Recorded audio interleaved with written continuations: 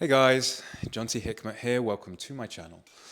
In today's video, I wanted to speak all about modern life and how it's most likely creating chronic pain for a lot of people. If you've watched any of my other videos, you've probably heard me speaking a bit about modern life. In this video, I want to speak a bit more about it. I want to speak about why modern life is great.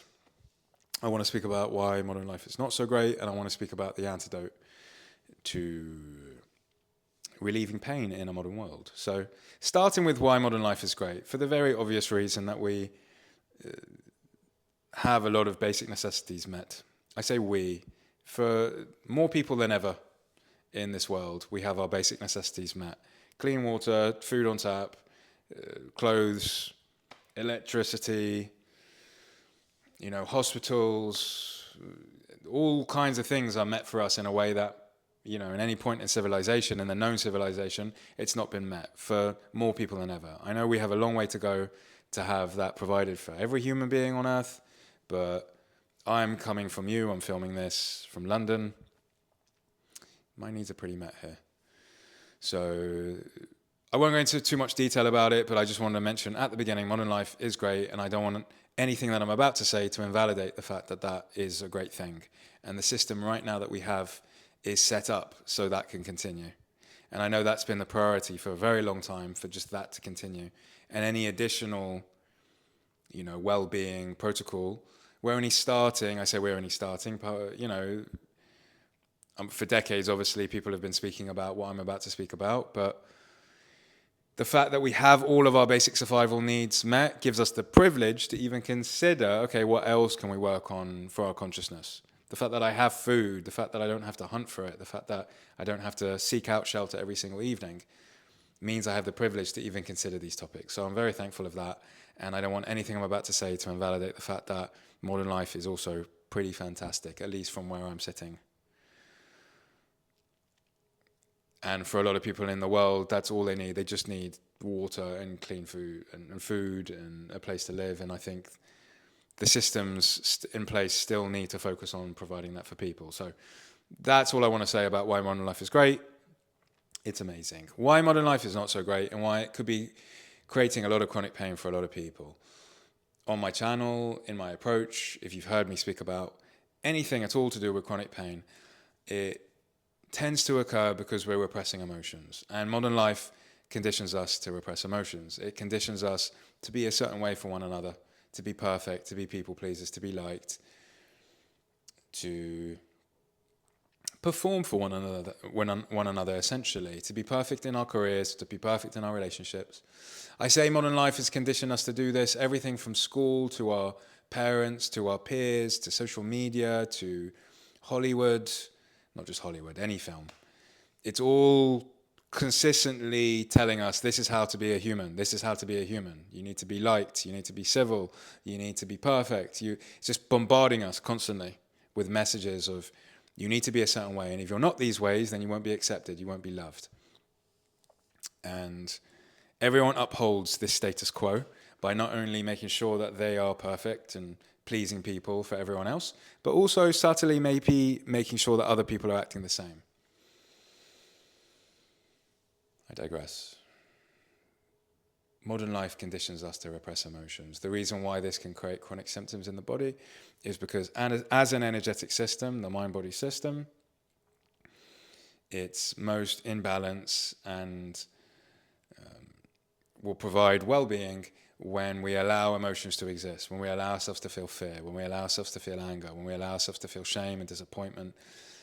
All the sorts of emotions modern life tells us to push away, to move away from, to talk ourselves out of, to rescue ourselves from, to fix.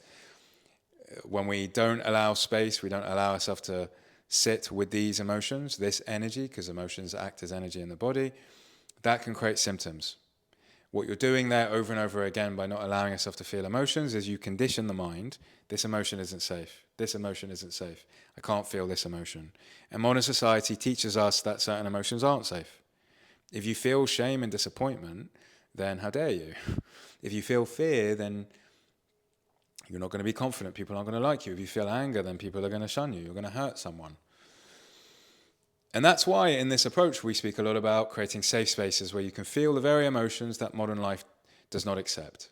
Things like meditation and journaling and community are safe spaces. These are the spaces where you can learn how to sit with, to allow space for the very emotions modern life does not allow you to sit with. And the more that you do that, the more likely you teach the mind, it's okay that this emotion is here, it's okay that this emotion is here, it's okay that this emotion is here. We no longer need to create chronic pain in the body. Jonty's accepted all these emotions.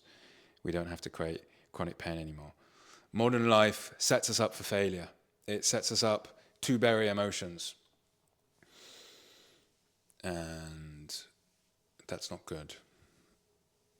Why else is modern life going to create chronic pain? Because it's isolated us as well.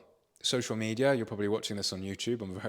I'm well aware of creating this video and not creating it too long, because I know perhaps you're watching this on a screen, and I'm about to critique social media and how it isolates us. Social media tricks us into believing that we're socializing. It satiates that part of our brain that wants to connect to other people. That's why we're also addicted. And what's even more addictive about social media is not only does it trick us that we're socializing, but it's without the repercussions of saying something hurtful or saying something damaging. It's without social repercussions, because when we actually go out and socialize, we've got to put on a mask for other people. We've got to make sure we say the right thing. Maybe not with everyone around us, maybe our closest friends and family, we can be ourselves. But for the most part, going out and being with people can be vulnerable. It can be a bit fearful. And we need that need to be met, that social community need to be met. And what better way to do that than on a screen, where you can just be a complete slug. You can get that need met, but you don't have to have all those social repercussions of having to hold yourself in a certain way so that you're liked. It's the most addictive thing that we're facing in our society today. And it's beautiful and wonderful, and it's helping people learn things through podcasts and through, hopefully, videos like this. It's also very damaging and isolating, and it can lead to chronic pain, because we're not actually getting our social needs met. Even though it feels like we are, we're not actually connecting to people in the way that we need to. There's something beautiful that happens in people in this process when they begin. Maybe they've isolated themselves for a while because of chronic symptoms, and they begin to recognize, when I go out there and I let myself feel the fear of going out, but I just go and do it anyway, they start to notice that just being around people, it soothes part of their nervous system in a way that just being on the phone can't. There'll always be something wonderful and co-regulating about being with people that you truly connect with. It's why I set up my community. I wanted to help people feel that sense of community and co-regulation from other people going through something similar as them. Modern life has isolated us because it's made us addicted to social media. It's made us addicted to these phones. I say made us. We have a choice. We have a choice to put the phones down, which I'm going to get into in the antidote in a bit. Modern life has isolated us. Modern life has had us, through schooling systems, I say repress emotions, focus more on our careers than on building community and creating community. This is a tricky subject, because obviously having a career is really important. I don't want to create a video where I tell people you need to do this and not do this. You need to have a career. You need to make money. You need to provide for your family and for yourself. But some people, they overly focus on that. They overly burn themselves out. They hustle too much. They focus too much on something that actually is going to make them miserable in the process, and it's not going to actually give them the high that they thought it would at the end. Lots of money, whatever it is that they're looking for. So many people have come to see me and they focus on their career for so long, and they may be in a place where they've made a lot of money, but they're not happy. They're not happy at all. Or they have chronic pain, obviously, at this point. And modern life has us focusing on that through movies and through maybe things we've been taught at school. Career. That's the most important thing. That's how you're going to get love. That's how you're going to be happy. That's how you're going to do all the things that you want to do. So careers are important. Making money is beautiful. I'm not here to say money is evil. It's a great resource. It can provide for you and your family. Go out and have a career. But you need to learn how to balance. You need to learn how to focus on your career, but also take off the time when necessary. Don't burn yourself out. Hustle culture can be really, really intoxicating and wonderful. You get to be part of a team, but it can also burn you out to the point of, not really hating your career and just being completely apathetic and struggling to get out of bed. So, and modern life has us focusing on that. Again, school, movies, everything. It's not Hollywood's responsibility to raise a society. It's Hollywood's responsibility to sell movies and to sell programs. It's the same with news channels, unfortunately. News channels don't give us impartial news anymore. There's a bias. They're trying to purposely outrage us, and because it knows it's an entertainment channel, it needs us to watch. It needs us to watch the channel so that it makes money. Movies need us to watch so that it makes money. And movie studios know the best way to make money is to scratch at people's primal urges. Sex and juvenile relationships and drama and outrage. None of it, if we watch movies in the media, is conducive to actually becoming mature and learning how to balance our life and learning what actually matters and doesn't matter. A lot of it is kind of juvenile, really, because movie studios and the media have figured out if we make people outraged, if we focus more on drama rather than happiness, people prefer to watch that kind of thing. They do. I'm just as guilty. There's channels where it's just positive news and you're like, oh, that's really sweet and it's lovely and it opens your heart briefly. Oh my God. And then you look at something outrageous, like, oh my God, this person broke up with that person. And oh my God, look at what's happening here in the world. And we just tend to focus on that a lot more. I can go into a whole discussion about why, you may be watching this having your theories, but we're a lot more intoxicated by outrage than we are by happiness and positivity. I wish it was different, but we just are. Maybe it's because we just don't satiate our primal needs enough, that's the only way to do so. Maybe, we need to set up a society where we're able to really meet those primal needs in a way that doesn't lead to destruction in our everyday life, but I'm going on a tangent.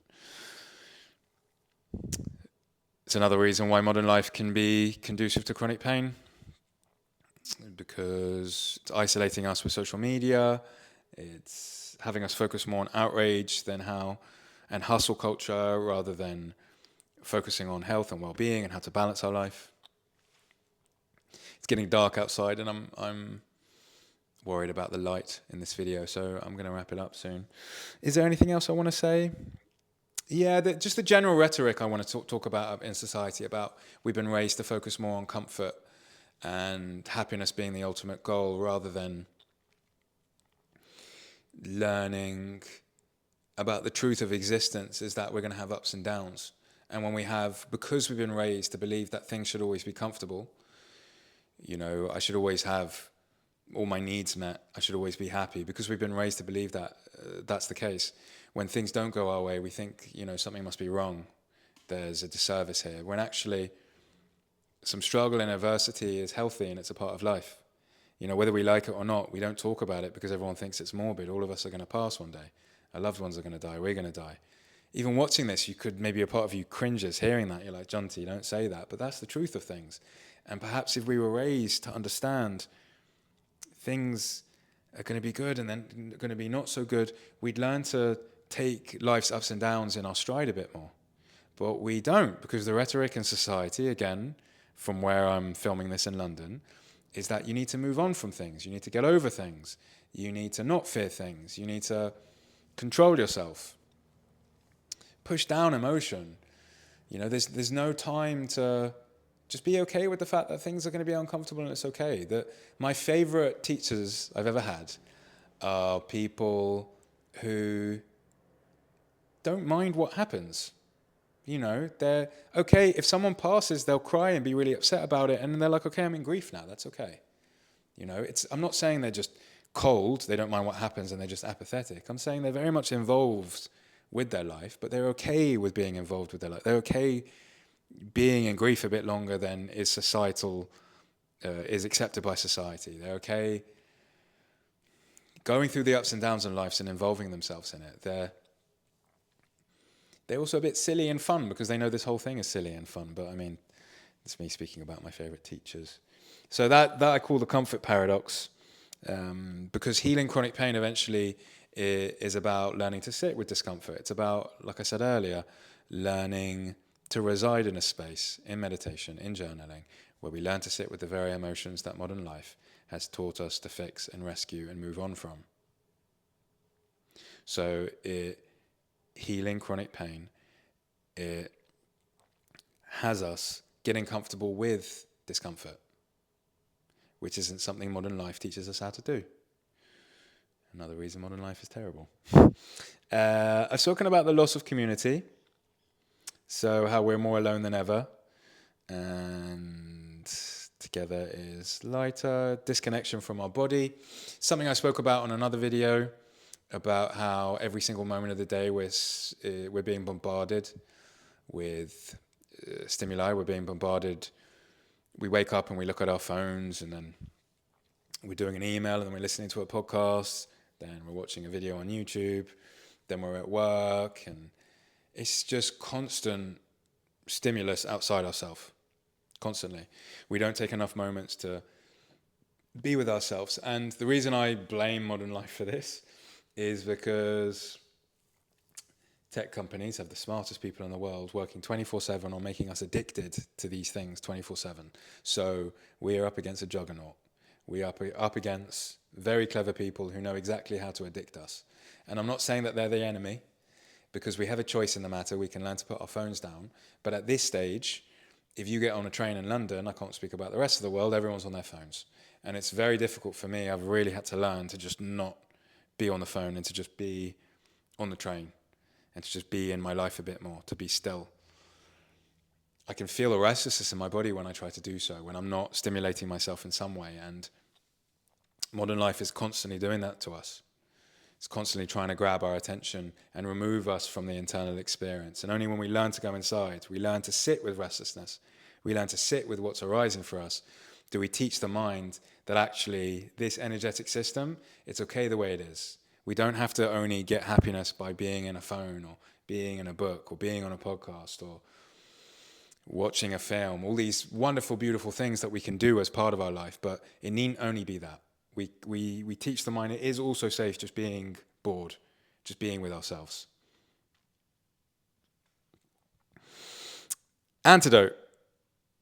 As I've said on other videos, it's always the same. It's learning to slow down. The great thing about modern life is we have choice. Even though we are being bombarded all the time by different things trying to grab our attention, we have a choice to slow down. We aren't forced to look at our phones. We aren't forced to be a certain way, even though it may feel as if you have to be a perfectionist and a high achiever and a people pleaser, otherwise people won't like you. What's wonderful about modern society is there's room to be anyone that you want to be. I can create this video and I can put it out on the internet and it's not going to get banned. I'm not going to be told you can't put this stuff out there because it's damaging. We have choice about how we want to change things. And the best choice you can make for your chronic symptoms in modern life is to learn to slow down more. And I don't mean, some people watch this and go, I've slowed down so much. Chronic pain has meant that I can't go to work and I can't see my friends and I'm doing nothing and I still have chronic pain. I don't mean, when I say slow down, I don't mean it's a passive thing. When I say slow down, I mean learn how to meditate in the way that I teach. Learn how to create more moments of stillness where you learn to be in the body and teach the mind it's okay what's existing in my body. When I have those moments on the train or walking somewhere or waiting in line somewhere and I choose not to take out my phone and I choose to just be in my surroundings, I'll look at the colors I see around me, I'll notice how my body feels, I'll sit and connect with myself, and most of the time it's not comfortable. It's not a comfortable experience. I'm not going to sit here and tell you moments of stillness are just filled with bliss and wonderfulness. I mean, they can be, but a lot of the time it's restless. A lot of the time I'm there like etching to get at my phone. My mind is coming with all kinds of excuses why I need to answer that email or text back that friend or whatever it is, watch that video. So for the most part, me being still and being present in everyday moments is not comfortable. So, but I know outside of my meditation during the day, outside of my journaling during the day, creating more moments of stillness during the day is something that is more conducive to long-term happiness for me, because the more that I've done that, the more that I take moments to be still in everyday life. Even though they can feel restless, even though they can feel like I'm feeling things in the body that aren't comfortable, I know By doing that, I'm less likely to have some sort of painful symptom. Because every single time not every single time, if we spend too much of our life distracting ourselves and too much of our life outside of the body,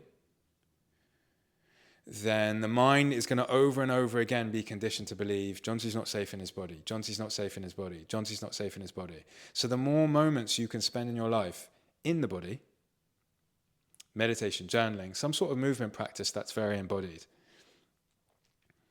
the more you teach the mind Jonty's safe to be in his body. He's safe to be with this emotion. Even though it doesn't feel rational to feel this fear, even though it's not rational that he's feeling this guilt right now, he's letting himself just sit with this. He's letting himself just exist in this feeling without trying to talk himself out of it. We don't have to give him pain anymore now because he's safe with this emotion.